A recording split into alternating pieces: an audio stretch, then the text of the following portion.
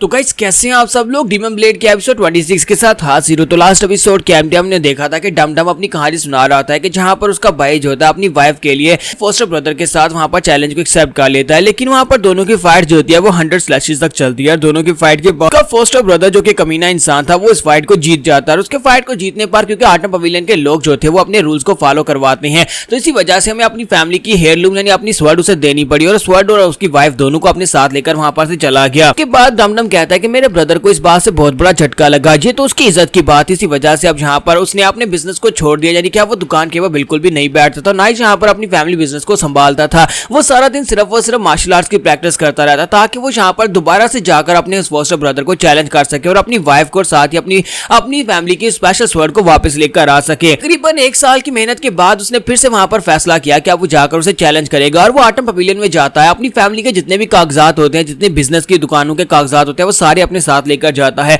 और वहां पर जाकर फोस्टर ब्रदर को चैलेंज करता है अपनी वाइफ और साथ में स्वर्ड के बदले में, लेकिन उस फाइट को फिर से हार जाता है। तो वहां पर हारने के बाद अब जहां पर हमारे पास सिर्फ और सिर्फ अपनी फैमिली का एंसेस्ट्रल टैबलेट और साथ ही फैमिली नेम, सिर्फ 2 चीजें ही बचती हैं। कि मेरा ब्रदर जो था वो जहां पर अपनी हार मानने को तैयार नहीं था। वो 1 साल की तैयारी करने के बाद फिर से वहां पर उसे चैलेंज करने के लिए जाता है। इस बार वो जहां पर अपनी फैमिली का एंसेस्ट्रल नेम और साथ में अपनी फैमिली का जो सीक्रेट टैबलेट होता है सिर्फ और सिर्फ वही दांव पर लगा सकता था, क्योंकि इसके पास और कुछ नहीं बचता। तो वो डम डम से कहता है कि बेटा डम डम, ये बात यहीं पर खत्म हो जाएगी। अगर मैं यहाँ पर इस फाइट को हार जाता हूँ तो ये लाइफ टू डेथ मैच होने वाला है, मैं तो वहीं पर मर जाऊंगा। लेकिन मैं चाहता हूँ कि जहाँ पर हमारी फैमिली का सीक्रेट मैनुअल जो है वो कभी भी उसके हाथ नहीं लगना चाहिए, क्योंकि सीक्रेट मैनुअल का जो एंडिंग पार्ट होता है वो यहाँ पर डम डम को उसने दे दिया होता है। वो डम डम से कहता है कि ये पार्ट कभी उसके हाथ नहीं लगना चाहिए। मैं चाहता हूँ कि यहाँ पर से कहीं चले जाना और साथ ही अपना नाम हमेशा के लिए गायब कर देना, ताकि किसी को पता ना चले कि तुम इस फैमिली के यंग मास्टर यानी आखिरी बचे हुए मेंबर हो, तो तुम्हें कभी भी ढूंढ नहीं पाएगा। लेकिन अफसोस कि मेरा भाई वहां पर जाने के बाद फाइट भी नहीं कर पाया। जब वो वहां पर पहुंचता है तो उसी के साथ ही उसकी वाइफ जो है वहां पर अपीयर होती है।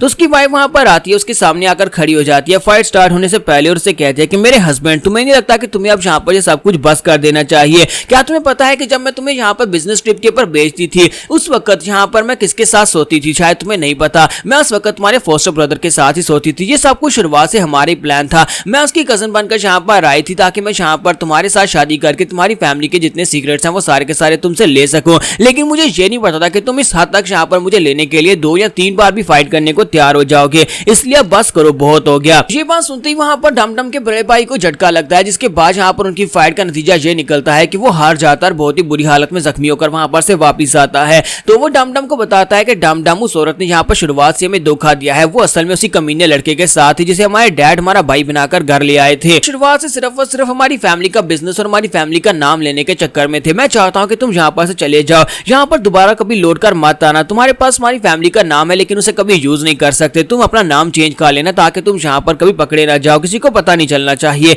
और इसी के साथ उसका ब्रदर वहीं पर मर जाता है। तो डम डम वहां पर से भागकर जाने के बारे में सोचता है कि इसी के साथ ही वहां पर उसके फोस्टर ब्रदर का जो एक बॉडीगार्ड होता है वहां पर पहुंच जाता है। उसका बॉडीगार्ड वहां पर आने के बाद उसको पकड़ लेता है ताकि वो लोग उसे बंदी बनाकर रखें और उसे टॉर्चर करके उसके पास से वो सीक्रेट टार्ट को निकलवाना चाहते थे। उनकी फैमिली की जो सीक्रेट मैनुअल था उसका आखिरी पार्ट जो था वो डम डम के पास था, लेकिन डम डम जो है वो इसे यहाँ पर वो आखिरी पार्ट नहीं देता। और साथ ही वो लोग ये भी चाहते थे कि कोई इसके बारे में ना जाने कि यहाँ पर उनकी फैमिली के साथ क्या हुआ। और इसी के साथ ही डम डम कहता है कि उन लोगों ने यहाँ पर मोर्टार के साथ, गर्म तार के साथ मेरे हाथों को जला दिया ताकि मेरे हाथ जो है वो लिखने के काबिल ना रहे। अब मैं अपने हाथों के साथ पेंसिल भी नहीं पकड़ सकता, यानी कलम भी नहीं पकड़ सकता, जिसकी वजह से मैं किसी को लिख कर नहीं बता सकता कि मेरे साथ, मेरी फैमिली के साथ क्या हुआ। वो लोग रोजाना यहाँ पर मुझे बहुत ही बुरी तरह से टॉर्चर करते। एक दिन अचानक मुझे वहां पर से मौका मिला और मैं वहां पर से भाग गया। भागते भागते मैं जंगल में पहुंचा, जहां पर जाकर मैं कोलैप्स हो गया। मुझे लगा कि मैं यहीं पर मर जाऊंगा, जानवर मेरी बॉडी को खा जाएंगे। लेकिन वहां पर एक दादा पोती आते हैं, वो लोग मुझे उठाते हैं और अपने घर ले जाते हैं। वहां पर ले जाने के बाद वो लोग जो है वो मेरे काफी ज्यादा हिम्मत करते हैं ताकि मैं जल्दी से जल्दी ठीक हो जाऊं। मैं उनके साथ वहां पर रहना शुरू कर देता हूं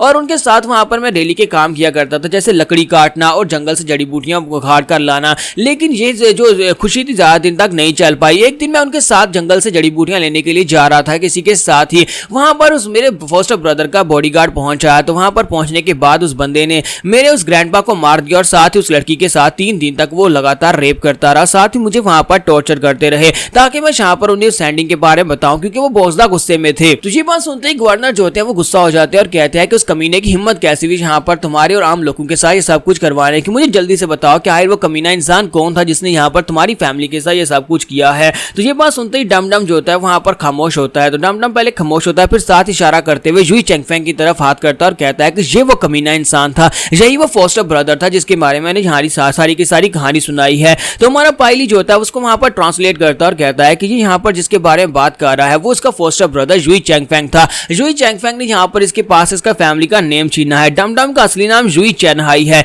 जबकि यहाँ पर इसका नाम जुई चेंगफेंग, इसका मतलब यह है कि ये इसका फोस्टर ब्रदर था और इसने इसकी फैमिली का नाम इससे छीन लिया है। तो जुई चेंगफेंग कहता है कि यहाँ पर क्या बकवास हो रही है, मुझे तो लगा था कि सिलहोटे सिटी के लोग यहाँ पर अपने मेहमानों को अच्छे से ट्रीट करते हैं, लेकिन तुम लोग तो यहाँ पर एक काम से बच्चे को उठाकर ले आए जो कि मेरे ऊपर इल्जाम लगा रहा है। अंदर उसे कहते हैं कि अच्छा तो ये बात है। फिर साथ ही वो कहते हैं कि डम डम तुम्हें अगर यहाँ पर किसी के ऊपर इल्जाम लगाना है तो तुम्हारे पास कम से कम कोई सबूत भी होना चाहिए, क्या तुम्हारे पास कोई सबूत है? तो डम डम जो होता है अपनी जेब में हाथ डालकर वहां पर से एंडिंग वाला जो पार्ट होता है वो बुक निकाल कर वहां पर पाइली को देता है और पाइली जाकर गवर्नर को बुक देता है। तो इसी के साथ ही गवर्नर उसको देखते हैं और कहते हैं कि ये तो द एंडिंग है, यानी एक बुक जो कि सीक्रेट मैनुअल का एंड पार्ट हो सकता है। तो इसी के साथ ही उसे कहते हैं कि ये क्या, ये तो वाकई में एंडिंग बुक है, इसका मतलब यह है कि जुई चेंगफेंग तुम्हें ये बुक चाहिए, तो क्या तुम्हें ये बुक चाहिए? तो वो कहता है नहीं, ये तो सिर्फ बकवास बात है, मुझे यहाँ पर इस बुक से क्या लेना देना, मेरा इन लोगों के साथ कोई ताल्लुक ही नहीं है, तो ये बुक मुझे नहीं चाहिए। तो इसी के साथ ही हमारे गवर्नर जो होते हैं वो कहते हैं कि कोई जल्दी से मेरे लिए लैंप लेकर आओ। तो उसके लिए वहां पर लैंप लाया जाता है। तो इसी के साथ ही हमारे गवर्नर कहता है अगर ये किसी भी काम की नहीं है और यहाँ पर इतनी बेकार है तो फिर इसको जला देना चाहिए। और इसी के साथ ही वो उस बुक को लैंप के ऊपर करते हैं जिससे वो जलने लगती है। तो जुई चेंगफेंग चलाकर उसे कहता है कि रुक जाओ रुक जाओ। तो इस बात से हमारे गवर्नर जो होते हैं वो समझ जाते हैं कि ये बंदा वाकई में करप्ट है और इसी ने इसकी फैमिली के साथ ये सब कुछ किया होगा। तो गवर्नर डम डम से कहते हैं कि डम डम मुझे नहीं लगता कि अब तुम यहाँ पर अपना बदला ले पाओगे, क्योंकि ये यहाँ पर ईस्टर्न जनरल की तरफ से भेजा गया एक मैसेंजर है और तुम यहाँ पर इस बुक की वैल्यू के बदले में यहाँ पर इससे कोई चीज लेना चाहते हो तो वो इससे मांग सकती हो, लेकिन इससे ज्यादा तुम इससे बदला नहीं ले पाओगे। इसी के साथ ही गवर्नर उसे कहते हैं कि लेकिन मैं तुम्हारे लिए एक काम कर सकता हूँ, अगले साल की मार्च की 3 तारीख को यहाँ पर हमारा कंपटीशन होने वाला है जिसमें यहाँ पर चारों बड़ी फैक्शन जो है वो आपस में फाइट करने वाली है। तो क्यों ना मैं यहाँ पर तुम्हारे लिए अरेंजमेंट्स करवाऊं ताकि तुम जाकर इसके साथ फाइट कर सको, यानी कि वहां पर एक तरफ से जुई चेंगफेंग होगा और एक तरफ से हम तुम्हें भेजेंगे, तुम दोनों आपस में फाइट करके डिसाइड कर लेना कि अगर तुम अपना बदला ले पाए तो ले सकते, तो तुम यहाँ पर अपने भाई की मौत का बदला ले पाओगे। तो लेडी हैंड वहां पर सोच रहे होते हैं कि हमारे गवर्नर की स्ट्रेटजी वाकई में काफी ज्यादा कमाल किया, मुझे लगता है कि ये बहुत ही अच्छा रहेगा अगर हम लोग यहाँ पर डम डम को इससे फाइट करने के लिए भेजें। ये होगा कि जुई चेंगफेंग ने यहाँ पर जो कुछ भी क्राइम किया है वो सारे दुनिया के सामने आ जाएंगे जिसकी वजह से उसकी इंसल्ट हो जाएगी। इसी के साथ ही सेकंड बेस वहां पर डम डम से पूछते हैं कि डम डम मुझे एक बात तो बताओ कि तुमने कहा कि इसका एक सर्वेंट था जो कि जिसने वहां पर उस लड़की के साथ 3 दिन तक रेप किया और साथ ही तुम्हें टॉर्चर भी किया था, तो उस सर्वेंट का क्या हुआ, वो यहाँ पर आज इनके साथ क्यों नहीं है? तो डम डम इसी के साथ उन्हें इशारा करके बताता है कि मैंने उस सर्वेंट को मार दिया। तुम्हारा पाइली कहता है कि यहाँ पर डम डम कह रहा है कि इसे हेवन एंड अर्थ की तरफ से एक तोहफा मिला था, इसे यहाँ पर एक तलवार मिली थी, एक बहुत ही पावरफुल तलवार जिसकी वजह से इसे बहुत ज्यादा पावर मिली है, जिसकी मदद से इसने यहाँ पर इसके गार्ड को मार दिया और उसी तलवार की मदद से अब यहाँ पर इसको भी मारने वाला है। इसी के साथ ही डम डम आगे बढ़ता है, वहां पर जो गिफ्ट बॉक्सेस होते हैं उनमें से एक बॉक्स को किक मारता है, जिसके बॉक्स को किक मारने के साथ उसके अंदर से एक बहुत ही अजीब सी चीज निकलती है। वहां पर एक कंटोप की तरह की एक चीज वहां पर से उसके अंदर से बाहर गिरती है। तो वो सभी लोग उसे देखकर बहुत ज्यादा हैरान हो जाते हैं कि अब ये क्या चीज हो सकती है। तो ये भी एक डीमन ब्लेड है। तो ये किस किस्म का डीमन ब्लेड है इसके बारे में आपको नेक्स्ट एपिसोड में पता चलेगा। तो एपिसोड की एक्सप्लेनेशन अच्छी लगी तो कमेंट करके जरूर बताइएगा, वीडियो को लाइक करना मत भूलिएगा। Thank you.